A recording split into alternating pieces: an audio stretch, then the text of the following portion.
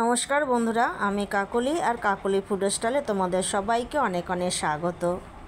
আজ আমি তৈরি করছি হোলি স্পেশাল মালপোয়া। মালপোয়া তো মোটামুটি সবাই বানাতে পারে, কিন্তু আমি কীভাবে তৈরি করি সেটাই আজকে তোমাদের সাথে শেয়ার করব।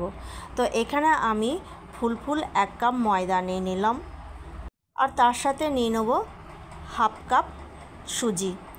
এখানে সুজিটাকে আমি একটুখানি গুঁড়ো করে নিয়েছি। তো দেখো 1 কাপ ময়দার সাথে হাফ কাপ সুজি নিয়ে নিলাম। তোমরা লক্ষ্য করেছো কিনা জানি না, তো দেখো আমার একটা আঙুলে কালি লেগে আছে। কি হয়েছে বলো তো? আমি যে টিউশন পড়াই না, সেখানে যে পেনটাতে করে আমি লিখছিলাম, সেই পেনটাতে এত কালি বেরিয়েছে যে আমার আঙুলে লেগে গেছে। তোমরা হয়তো ভাববে যে দিদি ভাই আঙুলে কী লাগিয়েছে, তাই আমি আগে ভাগে তোমাদেরকে জানিয়ে রাখলাম, কিছু মনে করো না। হ্যাঁ, তো দেখো ময়দা আর সুজির সাথে নিয়ে নিলাম কিছু কিশমিশ, আর দিয়ে দিচ্ছি গুড়। এই গুড়টাকে আমি গলিয়ে ছেঁকে তারপরে রেখেছি। তো অর্ধেকটা গুড় দেবো আর অর্ধেকটা চিনি দেবো। বেশি চিনি না খাওয়াই ভালো, তাই না? আর দিয়ে দিচ্ছি 4টে পাকা কলা।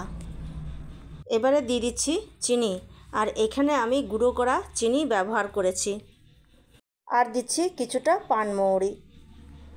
এরপর কি করব, অল্প অল্প দুধ দিয়ে মিশ্রণটাকে ভালো করে মেখে নেব। মানে কলাগুলোকে ভালো করে মেখে নিতে হবে, যাতে কলাগুলো একটুও গোটা না থাকে। তো এখানে আমি রুম টেম্পারেচারে থাকা দুধ ব্যবহার করেছি, আর এটা কিন্তু গরুর দুধ। তো প্রথমে এই মিশ্রণটাকে ভালো করে আমি মেখে নেব।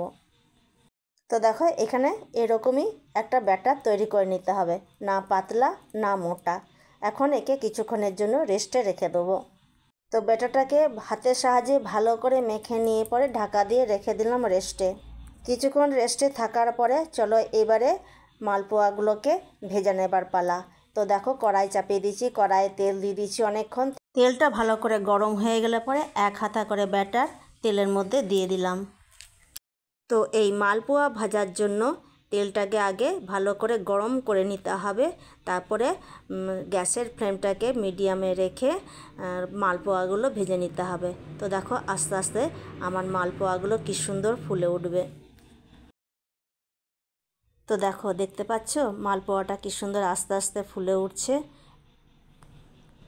একদিকটা ভাজা হয়ে গেলে পরে উল্টো পিঠটাও ভেজে নেব।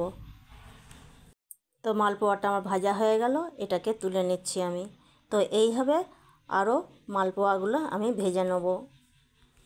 তাহলে বন্ধুরা, আজকে আমার এই রেসিপিটা যদি তোমাদের ভালো লেগে থাকে তাহলে অবশ্যই কিন্তু লাইক কমেন্ট শেয়ার করে দিও, আর পাশে থাকা বেল আইকনটা অবশ্যই প্রেস করে রাখবে। এতে করে আমি যখন আবার নতুন কোনো রেসিপি ভিডিও আপলোড দেবো, সবার প্রথমে নোটিফিকেশন তোমাদের কাছে পৌঁছে যাবে। তো 1 হাতা ব্যাটার আমি তেলের মধ্যে দিয়ে দিয়েছিলাম, আর দেখো সেটাও কিন্তু বেশ সুন্দর ফুলে উঠেছে।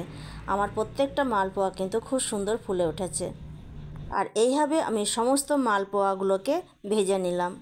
তো বন্ধুরা, এই মালপোয়াগুলো আমি আগে ভাগে ভেজে রেখে দিলাম।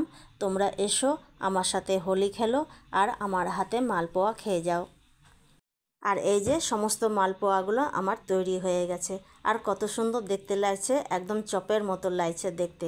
আর খেতে হয়েছিল কিন্তু অসাধারণ। তোমাদেরকে যদি খাওয়াতে পারতাম তাহলে আমি খুব খুশি হতাম। তাহলে বন্ধুরা, ভিডিওটা আজকে এখানেই শেষ করছি। দেখা হচ্ছে আগামী দিনে নতুন একটা রেসিপির সাথে, নতুন একটা ভিডিওর সাথে। ততক্ষণ পর্যন্ত তোমরা ভালো থাকো, সুস্থ থাকো, সাবধানে থাকো। আজকের মতো টাটা, ধন্যবাদ।